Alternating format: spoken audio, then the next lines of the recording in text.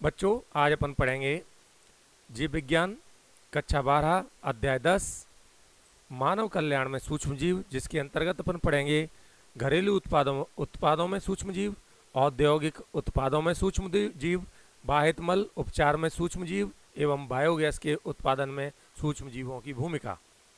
सबसे पहले अपन पढ़ेंगे घरेलू उत्पादों में सूक्ष्म जीव। आपको यह जानकर आश्चर्य होगा कि हम प्रतिदिन सूक्ष्मजीवियों अथवा उनसे उत्पन्न उत्पादों का प्रयोग करते हैं। इसका सामान्य उदाहरण है दूध से दही का उत्पादन। जैसा कि अपन जानते हैं, लैक्टिक एसिड बैक्टीरिया मतलब LAB दूध में वृद्धि करते हैं और उसे दही में परिवर्तित कर देते हैं। तुमने नाम सुना होगा लैक्टोबैसिलस बैक्टीरिया का, वो इसी ग्रुप का मेंबर है, LAB ग्रुप का। ये LAB जब वृद्धि करते हैं तो वृद्धि के दौरान लैक्टिक एसिड बैक्टीरिया अम्ल उत्पन्न करते हैं, जो दूध की प्रोटीन जिसका नाम है कैसीन प्रोटीन, उस दुग्ध प्रोटीन को स्कंदित कर देते हैं और आंशिक रूप से पचाने का कार्य भी कर देते हैं। इतना ही नहीं, ये साथ साथ में क्या करते हैं, विटामिन B की मात्रा भी बढ़ा देते हैं, जिससे दूध की पोषण संबंधी गुणवत्ता में और सुधार हो जाता है। हमारे पेट में भी सूक्ष्मजीवियों द्वारा उत्पन्न होने वाले रोगों को रोकने में लैक्टिक एसिड बैक्टीरिया एक लाभदायक भूमिका का निर्वाह करते हैं। दाल चावल का बना हुआ ढीला ढाला आटा, जिसका प्रयोग अपन डोसा बनाने, इडली बनाने, इस प्रकार की चीज़ें बनाने में करते हैं, वह भी बैक्टीरिया के किण्वन द्वारा उत्पन्न होता है। इस आटे में जो फूला हुआ वार होता है वो वास्तव में किसकी वजह से होता है?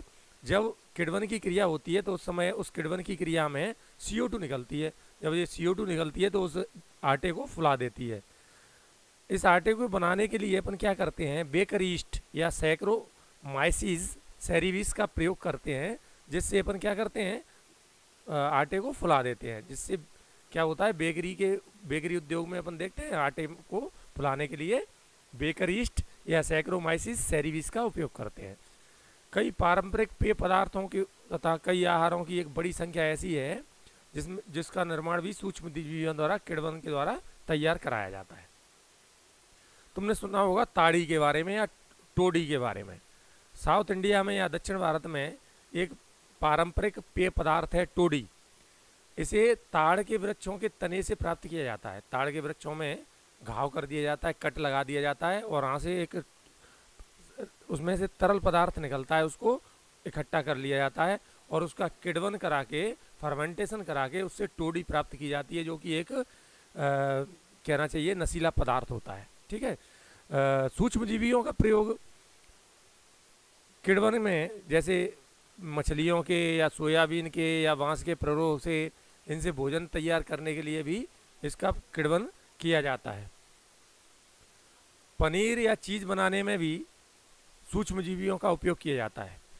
पनीर की विभिन्न प्रकार की किस्मों को बनाने में इसकी विशेष प्रकार की संरचना, इसकी विशेष प्रकार की सुगंध और स्वाद के निर्माण में भी सूक्ष्मजीवियों का विशेष महत्व है। जैसे अपन देखें, एक स्विस चीज़ होता है, स्विस चीज़, इसको बनाने के लिए प्रोपियोनी बैक्टीरियम सार्मेनाई नामक बैक्टीरिया का उपयोग किया जाता है। जब ये बैक्टीरिया किण्वन करता है तो उससे CO2 निकलती है, और जब उसमें CO2 निकलती है तो इस चीज़ में बड़े बड़े छिद्र हो जाते हैं, जो कि इसकी विशेष पहचान है। कौन से चीज़ की? स्विस चीज़ की। उसके अलावा रॉक्यूफोर्ड चीज़ एक विशेष प्रकार के कवक की वृद्धि से डेवलप होता है, और इसमें इस कवक की वजह से एक विशेष प्रकार की खुशबू आ जाती है। तो ये क्या देखा अपन ने कि भोज्य पदार्थों में विभिन्न प्रकार के सूक्ष्मजीवी किस प्रकार से महत्वपूर्ण भूमिका अदा करते हैं। हाँ, अब इसके बाद अपन देखेंगे औद्योगिक उत्पादों में सूक्ष्मजीवियों की भूमिका। यहाँ तक कि उद्योगों में भी सूक्ष्मजीवियों का प्रयोग बहुत से उत्पादों के संश्लेषण में किया जाता है, जो कि मनुष्य के लिए काफ़ी मूल्यवान होते हैं। जैसे कई मादक पेय पदार्थ होते हैं तथा प्रतिजैविक या एंटीबायोटिक होते हैं। इनके निर्माण में इनका औद्योगिक स्तर पर निर्माण करने के लिए सूक्ष्मजीवियों या माइक्रोब्स का उपयोग किया जाता है। व्यावसायिक पैमाने पर सूक्ष्मजीवियों को पैदा करने के लिए बड़े बर्तन की आवश्यकता होती है, जिसे फर्मेंटर या किण्वक कहते हैं, जिसे अपन चित्र में देख सकते हैं। ये बड़े बड़े से बर्तन दिखाई दे रहे हैं, ये वास्तव में क्या हैं? फर्मेंटर या किण्वक हैं, जिनके अंदर फर्मेंटेशन या किण्वन की क्रिया होती है।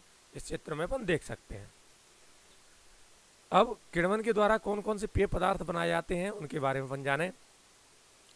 सूक्ष्मजीवियों में विशेषकर ईस्ट का प्रयोग करके प्राचीन काल से ही क्या क्या बनाया जाता है? वाइन बनाई जाती है, बियर बनाई जाती है, विस्की बनाई जाती है, ब्रांडी बनाई जाती है, रम बनाई जाती है। इस प्रकार के कई पेय पदार्थ किण्वन या फर्मेंटेशन की क्रिया द्वारा बहुत प्राचीन काल से ही बनाए जा रहे हैं। इस उद्देश्य की पूर्ति के लिए ईस्ट कौन सी? सेवेफरोमाइसिस सेरिविस, जो कि सामान्यतः ब्रीवर्स ईस्ट के नाम से प्रसिद्ध है, जिसका उपयोग ब्रेड बनाने तथा मल्टीकृत धान्यों तथा फलों के रसों में एथेनॉल उत्पन्न करने के लिए किया जाता है। तो इस कौन से ईस्ट का उपयोग? सेवेफरोमाइसिस सेरिविस, नाम याद रखें, सेवेफरोमाइसिस सेरिविस, जिसे सामान्यतः क्या कहते हैं? बीवर्स ईस्ट कहते हैं। इसका उपयोग किसमें किया जा रहा है? धान्यों से, फलों से एथेनॉल मतलब एथिल अल्कोहल, एथेनॉल का मतलब एथिल अल्कोहल का उत्पादन करने में इसका उपयोग किया जाता है। अब अपन देखेंगे प्रतिजैविक या एंटीबायोटिक उत्पन्न करने में सूक्ष्मजीवियों की भूमिका। प्रतिजैविक या एंटीबायोटिक एक प्रकार के रासायनिक पदार्थ हैं जिनका निर्माण सूक्ष्मजीवियों द्वारा होता है। यह अन्य रोग उत्पन्न करने वाले सूक्ष्मजीवियों की वृद्धि को मंद अथवा उन्हें मार सकते हैं। तो अपन को पता चला एंटीबायोटिक क्या करते हैं या प्रतिजैविक क्या करते हैं। जो अन्य दूसरे प्रकार के सूक्ष्मजीवी होते हैं जो रोग उत्पन्न करते हैं, उन सूक्ष्मजीवियों के को ये या तो उनके प्रभाव को कम कर देते हैं या उन्हें मारकर नष्ट कर देते हैं। तो ऐसे रासायनिक पदार्थों को अपन ने क्या नाम दे दिया? एंटीबायोटिक दे दिया। इनका उत्पादन भी सूक्ष्मजीवियों द्वारा किया जाता है। सबसे पहले विश्व में पेनिसिलिन नामक प्रतिजैविक या एंटीबायोटिक का उत्पादन हुआ था। तो अपन को पता चला पेनिसिलिन सबसे पहला एंटीबायोटिक था और इसकी खोज अचानक एक घटना के रूप में हुई। हुआ क्या? अलेक्जेंडर फ्लेमिंग नामक एक साइंटिस्ट थे, वो स्टेफिलोकोकस नामक बैक्टीरिया पर कार्य कर रहे थे। उन्होंने देखा कि कई प्लेटों में उनने स्टेफिलोकोकस बैक्टीरिया पर कार्य किया, लेकिन संयोग से क्या हुआ कि उन्हें एक बिना धुली प्लेट में जिस पर कुछ मोल्ड उग रहे थे, उस प्लेट में उन्होंने देखा कि स्टेफिलोकोकस वृद्धि नहीं कर पा रहे हैं, मतलब मर रहे हैं। तो उन्होंने क्या पाया कि ऐसा क्यों हो रहा है? उन्होंने देखा कि जो मोल्ड है वो मोल्ड का नाम था पेनिसिलियम नोटेटम। तो इस पेनिसिलियम नोटेटम नामक मोल्ड से एक रासायनिक पदार्थ स्रावित हो रहा था या रासायनिक पदार्थ का उत्पादन हो रहा था, जो कि उसके बैक्टीरिया के प्रभाव को नष्ट कर रहा था। चूंकि बैक्टीरिया के प्रभाव को नष्ट करने वाला रासायनिक पदार्थ पेनिसिलियम नोटेटम से प्राप्त हुआ, इसलिए उन्होंने इस पदार्थ का नाम क्या रख दिया? पेनिसिलियम या पेनिसिलिन रख दिया। इसके बाद अर्नेस्ट चेन तथा हार्वर्ड फ्लोरे, ये दो साइंटिस्ट के नाम हैं, अर्नेस्ट चेन तथा हार्वर्ड फ्लोरे। इन दोनों ने क्या किया? इसके पेनिसिलिन के एंटीबायोटिक प्रभाव के बारे में पुष्टि की। ये कितना शक्तिशाली और प्रभावशाली है इसकी पुष्टि की, जिसके लिए उन्हें अर्नेस्ट चेन और हार्वर्ड फ्लोरे को 1945 में नोबेल पुरस्कार प्रदान किया गया। अब जो एंटीबायोटिक प्राप्त हुआ अपन को, कौन सा? पेनिसिलिन। इस पेनिसिलिन का बड़े स्तर पर प्रयोग कब हुआ? दूसरे विश्व युद्ध में अमेरिका के जो घायल सिपाही हो रहे थे उनका उपचार करने में इसका बड़े स्तर पर प्रयोग किया गया।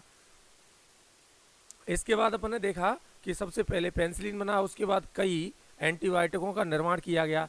और प्लेग है, काली खांसी है, डिप्थीरिया है, गलघोंटू या गोइटर है, लेप्रोसी या कोढ़ है, कुष्ठ रोग जिसे कहते हैं, ऐसे कई भयानक रोग हैं जिससे संसार में लाखों लोगों की मौत हो चुकी थी। इनके उपचार के लिए भी कई प्रकार के एंटीबायोटिक डेवलप किए जा चुके हैं, जिसकी वजह से आज हम इन पर एक अच्छी तरह से रोक लगा पाए हैं। और आज के समय में हम एंटीबायोटिक रहित संसार की कल्पना भी नहीं कर सकते हैं। अब अपन देखेंगे रसायन, एंजाइम तथा अन्य जैविक सक्रिय अणुओं की उत्पत्ति में सूक्ष्मजीवियों की भूमिका के बारे में जानेंगे। कुछ विशेष प्रकार के रसायनों जैसे कार्बनिक अम्ल, एल्कोहल तथा एंजाइम, इनके व्यावसायिक तथा औद्योगिक उत्पादन में भी सूक्ष्मजीवियों का बड़े पैमाने पर उपयोग किया जाता है। जैसे कुछ अम्लीय उत्पादों को जैसे उदाहरण देखें, जैसे सिट्रिक अम्ल है। सिट्रिक अम्ल का उत्पादन किसके द्वारा किया जाता है? एस्परजिलस नाइगरम नामक कवक के द्वारा किया जाता है। किसके द्वारा किया जाता है? एस्परजिलस नाइगर नामक कवक के द्वारा। इसी प्रकार से अपन देखें एसिटिक एसिड। एसिटिक एसिड का उत्पादन एसिटोबैक्टर एसिटाई नामक बैक्टीरिया या जीवाणु के द्वारा किया जाता है। उसी प्रकार देखें अपन ब्यूट्रिक अम्ल का उत्पादन क्लोस्ट्रोडियम ब्यूटाइलिकम नामक बैक्टीरिया द्वारा किया जाता है। इसी प्रकार से लैक्टिक अम्ल का उत्पादन लैक्टोबैसिलस नामक बैक्टीरिया के द्वारा किया जाता है। तो अपन को पता चला कुछ अम्ल हैं जिनका उत्पादन सूक्ष्मजीवों के द्वारा किया जा रहा है, जैसे सिट्रिक अम्ल है, एसिटिक अम्ल है, ब्यूट्रिक अम्ल है, लैक्टिक अम्ल है। इसी प्रकार अपन देख सकते हैं एथेनॉल या एथिल ऑयल के बड़े पैमाने पर या औद्योगिक स्तर पर उत्पादन के लिए ईस्ट, कौन सा ईस्ट? सेवेपरोमाइसिस सेरी विसेई, इसका प्रयोग किया जाता है। ठीक है। इसी प्रकार से लाइपेज का प्रयोग अपमार्जक संरूपण तथा धुलाई के कपड़ों से तेल के धब्बे हटाने में किया जाता है। लाइपेज एक एंजाइम है जिसका उपयोग किसके लिए कर रहे हैं अपन? एक अपमार्जक, मतलब एक साबुन की तरह कह सकते हैं, और कपड़ों से तेल के धब्बे हटाने में किया जाता है, क्योंकि लाइपेज एक लिपिड या तेल को पचाने वाला एंजाइम है जिसका उपयोग अपन इस रूप में कर लेते हैं। इसी प्रकार से अपन ने देखा है बोतलों में जो रस आता है पैक रस, जैसे रियल जूस के नाम से अपन जानते हैं, इस टाइप के जो रस आते हैं ना वो, तो पैक्टिनेजेस और प्रोटीजेस ये क्या है? इनका प्रयोग करके बोतल वाले रस को अधिक स्वच्छ और साफ करने में इन एंजाइमों का, कौन से? पैक्टिनेज एंजाइम और प्रोटीज एंजाइम, इनका उपयोग किस में कर रहे हैं? बोतल वाले रस को अधिक स्वच्छ और साफ बनाने में कर रहे हैं। इसी प्रकार से स्ट्रेप्टोकाइनेज, स्ट्रेप्टोकोकस जीवाणु द्वारा उत्पन्न होने वाला काइनेज, एज जहां पर जुड़ जाए वो एंजाइम होता है। समझ में आ गई बात? तो स्ट्रेप्टोकाइनेज क्या है? एक एंजाइम है जो स्ट्रेप्टोकोकस बैक्टीरिया द्वारा उत्पन्न होता है। इसका उपयोग किस में किया जाता है? आनुवांशिक इंजीनियरिंग में इसका उपयोग किया जाता है। इसका प्रयोग करके क्या करते हैं? रोगियों में रक्त वाहिकाओं के थक्का हटाने, मतलब क्लोटिंग हो जाती है, ब्लड क्लोटिंग जिसे कहते हैं, थक्का स्फोटन, इसको खत्म करने के लिए इसका उपयोग किया जाता है। जिससे क्या होता है? हृदयघात के कारण मायोकार्डियल इन्फेक्शन से जो रोगी गुजरते हैं उनका उपचार करने में इससे सहायता मिलती है। ठीक है, स्ट्रेप्टोकाइनेज के द्वारा। इसके बाद अपन देखें अन्य जैव सक्रिय अणु जैसे साइक्लोस्पोरिन ए, इसका उपयोग अंग प्रतिरोपण में प्रतिरक्षा या इम्यूनोसप्रेसिव के रूप में किया जाता है। इसका उत्पादन भी किससे किया जा रहा है? ट्राइकोडर्मा पाइलोस्पोरम नामक बैक्टीरिया द्वारा, कवक द्वारा किया जा रहा है। किसके द्वारा किया जा रहा है? ट्राइकोडर्मा पाइलोस्पोरम, ट्राइकोडर्मा पाइलोस्पोरम नामक कवक से क्या उत्पन्न किया जा रहा है? साइक्लोस्पोरिन ए, जिसका उपयोग किस में किया जाता है? अंग प्रतिरोपण या जिन रोगियों के अंग प्रत्यारोपित किए जाते हैं उनमें प्रतिरक्षा निरोधक के रूप में इसका उपयोग किया जाता है। इसी प्रकार अपन देखें मोनोस्कस परप्यूरस, ये क्या है? ईस्ट है। इससे स्टेटिन नामक पदार्थ उत्पन्न होता है। इसका उपयोग रक्त से कोलेस्ट्रॉल को कम करने वाले कारक के रूप में किया जाता है, जो क्या करेगा? कोलेस्ट्रॉल के संश्लेषण के लिए उत्तरदायी एंजाइम के संदमन की तरह कार्य करेगा। तो जिससे क्या होगा? कोलेस्ट्रॉल का उत्पादन बॉडी में कम से कम होगा और कोलेस्ट्रॉल के रोगियों को समस्या कम से कम आएगी। स्टेटिन का इसमें उपयोग किया जाता है। और स्टेटिन किसके द्वारा प्राप्त हो रहा है अपन को? मोनोस्कस परप्यूरस नामक ईस्ट से प्राप्त हो रहा है। तो ये सूक्ष्म जीवियों से अपन को इस प्रकार से कई प्रकार के रासायनिक पदार्थ प्राप्त होते हैं। अब अपन देखेंगे बाहित मल उपचार में सूक्ष्म जीवों की भूमिका। हम जानते हैं कि प्रतिदिन नगर एवं शहरों से व्यर्थ जल की एक बहुत बड़ी मात्रा निकलती है। इस व्यर्थ जल का प्रमुख घटक मनुष्य का मलमूत्र होता है। नगर के इस व्यर्थ जल को बाहित मल या सीवेज कहते हैं। अब इस सीवेज का जो ट्रीटमेंट होता है उसमें सूक्ष्म जीवियों की भूमिका अपन को जाननी है। तो विसर्जन से पूर्व बाहित मल का उपचार बाहित मल संयंत्र में किया जाता है। विसर्जन से पूर्व मतलब नदी या झीलों में इस बाहित मल को मिलाने से पूर्व इस बाहित मल का उपचार किया जाता है, और जिन संयंत्रों में इसका उपचार किया जाता है उन्हें कहते हैं बाहित मल संयंत्र। अब इस बाहित मल संयंत्र में इनका उपयोग उपचार करने से क्या होता है, ये बाहित मल प्रदूषण मुक्त हो जाता है और जल को प्रदूषित होने से बचा लिया जाता है। ठीक है, तो व्यर्थ जल का उपचार परपोषित सूक्ष्म जीव से किया जाता है जो बाहित मल में प्राकृतिक रूप से वास करते हैं। यह उपचार 2 चरणों में होता है। प्रथम चरण में क्या होता है, प्रथम चरण में या प्राथमिक उपचार में मूलभूत रूप से उपचार के इस पद में बाहित मल से बड़े छोटे कणों को निस्यंदन तथा अवसादन द्वारा भौतिक रूप से अलग कर लिया जाता है। निस्यंदन का मतलब जैसे पानी में अपन रेत मिला दें और थोड़ी देर के लिए छोड़ दें तो क्या होता है, धीरे धीरे रेत नीचे बैठ जाता है, ये निस्यंदन है। ठीक है, तो इस प्रकार से निस्यंदन तथा अवसादन के द्वारा इन जो पानी जो कुछ मिला हुआ है पानी में उसमें से छोटे छोटे और बड़े कणों को नीचे कर लिया जाता है, मतलब निस्यंद कर लिया जाता है। आरंभ में क्या करते हैं, आरंभ में तैरते हुए कूड़े करकट को अनुक्रमिक निस्यंदन द्वारा हटा दिया जाता है। उसके बाद सितबालुस्काम मतलब छोटे छोटे रेत के कण, मिट्टी के कण उन्हें क्या कहते हैं, सितबालुस्काम कहते हैं। तो सितबालुस्काम या गिरिट मतलब मृदा तथा छोटी गुटिकाओं, पेवल छोटे छोटे पत्थर वगैरह के टुकड़े होते हैं वो, इन गिरिट को अवसादन द्वारा निष्कासित कर लिया जाता है। और सभी ठोस जो प्राथमिक आपंक या स्लज के रूप में नीचे बैठ जाते हैं वह प्लावी बहिस्राव का निर्माण करता है। इस बहिस्राव को प्राथमिक निस्यादन या सेटलिंग टैंक से द्वितीयक उपचारक टैंक में शिफ्ट कर दिया जाता है। तो जो निस्यादन जो नीचे बैठ गया उसको सबको क्या कर लिया, सेटलिंग टैंक में, इस बहिस्राव को प्राथमिक निस्यादन या सेटलिंग टैंक से द्वितीयक उपचार टैंक में ट्रांसफर कर देते हैं।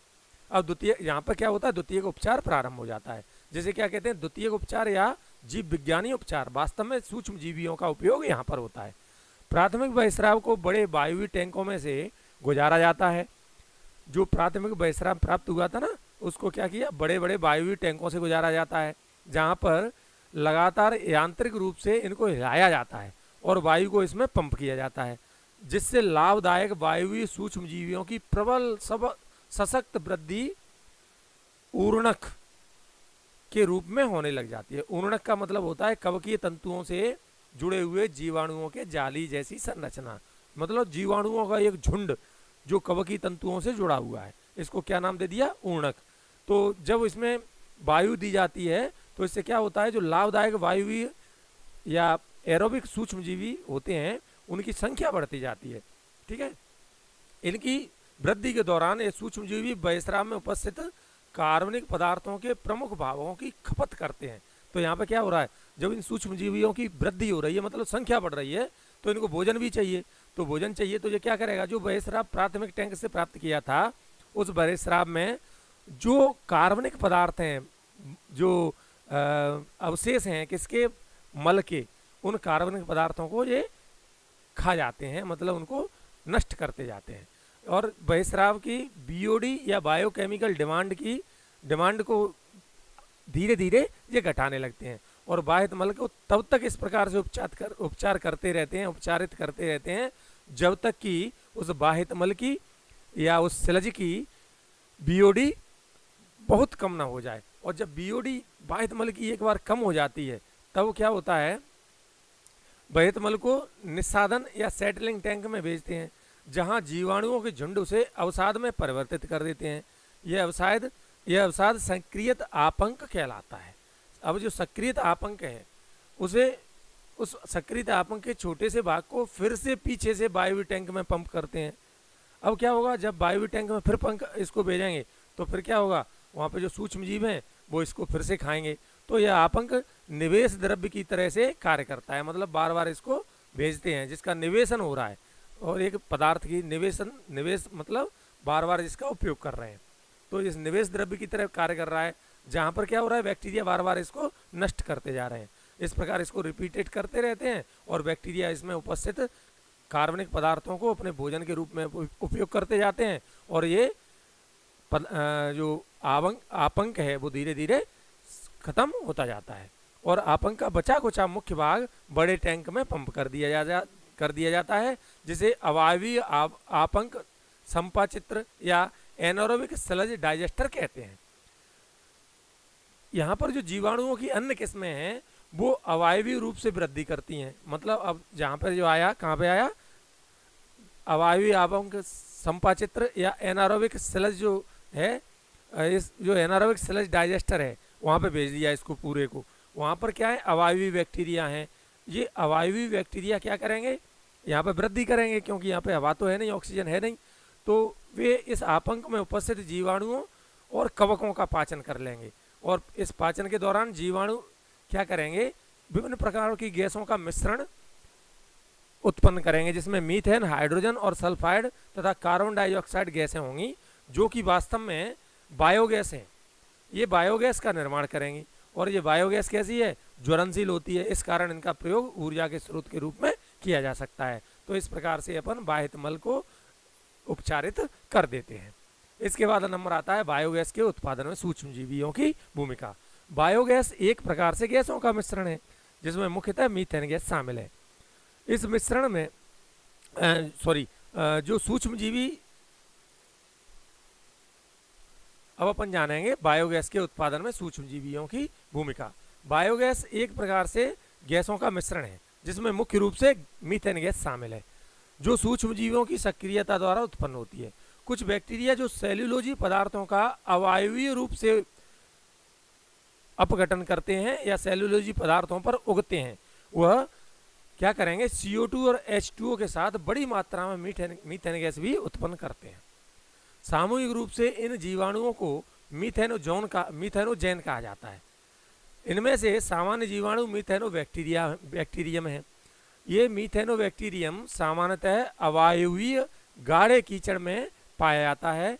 यह जीवाणु पशुओं के रूमेन या प्रथम आमाशय में भी पाए जाते हैं और आमाशय में पाए जाते हैं, इसलिए पशुओं के मल या डंग में इनका सामान्यतः उपस्थित होते हैं और पशुओं के मल या डंग को सामान्यतः अपन के गोबर कहते हैं।